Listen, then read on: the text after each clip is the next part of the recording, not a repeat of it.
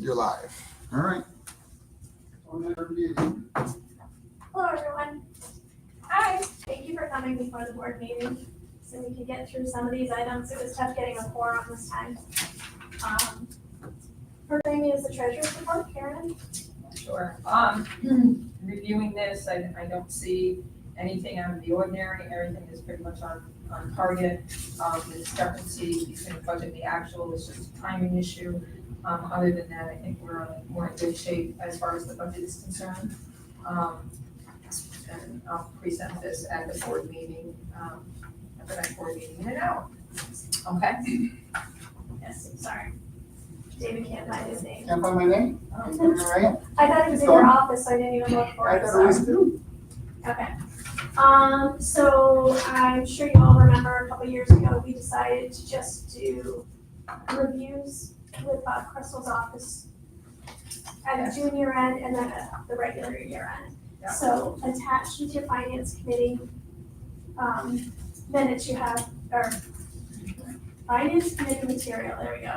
You have the compilation that Jonathan Mena, who took over Robert Crystal's practice, compiled for us.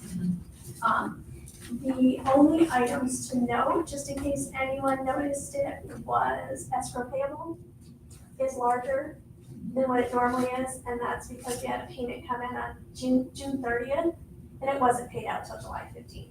So it's zeroed out as of July 15th, just like it normally would. It was just the timing of that. And other than that, there were no noticeable events with the compilation. Questions? No, it's good. The next item is our semi-annual loan review. We have had a couple of loans that are fully paid off, which is great since the last time we did this. And everybody else is current. As well. Yeah. David, I'm gonna turn this over to you for Yes, resolutions. for the last parking, I do have just material for you to see about the LASGO system, so you can understand the direction going in. We'll review this at the board meeting here in a few minutes, but just wanted to bring to the finance committee the last parking 2025 contract. We went out to a competitive RFP. We received one proposal for the management component of our parking, which LAS has done since 2005. And then we received two responses for the parking payment technology. LAS had one response, and then the other was from Passport, who currently does the off-street and on-street through our agreement with the city parking technology. We are making a recommendation to move forward with LAS for a new contract for the parking management and technology component. Few just key points here: 5-year contract. We'll look for 2 1-year renewals. Follows a similar pattern in the past. Tonya has done a terrific job and the whole team to find ways to best utilize LAS's strengths and abilities, doing a lot of landscaping and property management now. We've been able to do that while still keeping a flat annual management fee of $8,000. And a big change was incentive bonus on net revenues rather than gross revenue. That was what we thought was fair, and we made that change. And LAS also has made a series of investments in the parking system. One thing you'll see around the lots now is their own sweeper, which makes their time more efficient, so they can do more. And it's a great addition. You're paying hundreds of dollars a month for an outside contractor to do before they're happy to do it. So I'd like to move forward with a recommendation to move forward with the LAS contract. I'm sure we do the LASGO piece of it.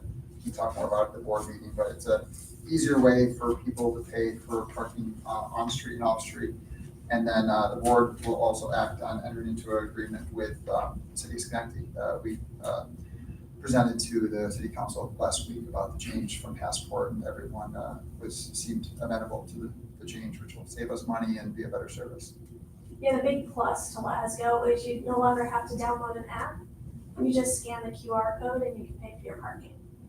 So, or text, but all the other features like paying by pay station will still exist. Yeah. all of that still exists. Do you need a recommendation from the finance committee? Yep, that's what we like. Okay, I'll second. All right.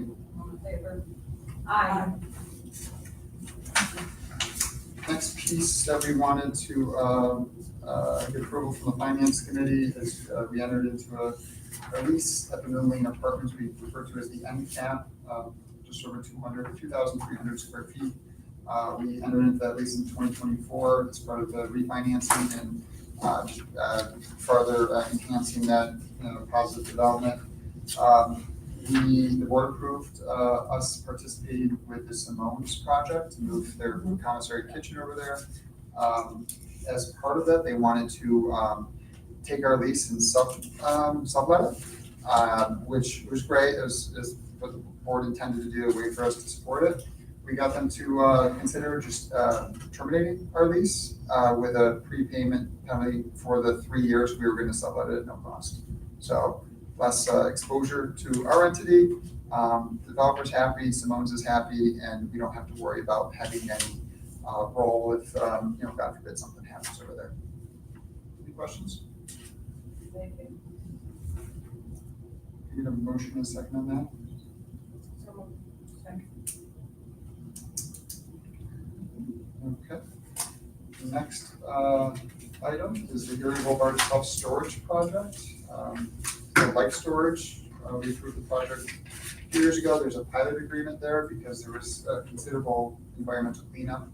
The good news is they want to sell, there's still one red cap building that you'll see on the other side of Seneca Street. They want to release that from the pilot, and it was going to be sold to the neighboring property owner, hopefully for new positive development at Erie Boulevard. So we're just looking to release that parcel from the pilot agreement so that it can be sold. I make that motion. Second. And I seem to remember when we first are, basically, New York really is tough on cities. Lanes and stuff like that, and underwins the parking ones. So if you can do that, that would really be good, because that was kept us from doing anything on the streets instead. Yeah, of course, yeah. So, I mean, they're saying they can now do their CEs the same way that they do at that one. Yeah. Yeah, that makes sense. So on this project, we're all set? Yep. Okay, so run through this stuff pretty fast. Last one, 25 Mohawk Avenue. So they have a pilot. It's actually in the last year. Angela Mazzone has proposed, this is the former McDonald's space where Marshall and Sterling Insurance was on the second floor. The redevelopment occurred after we sold them the property in 2010, I believe. So final year of the pilot, they're looking to refinance the property with First National Bank of Scotia. Just because they're having a new bank involved to continue the pilot, they need our approval. So we're just looking for your approval to approve the refinancing with First National Bank of Scotia. So moved.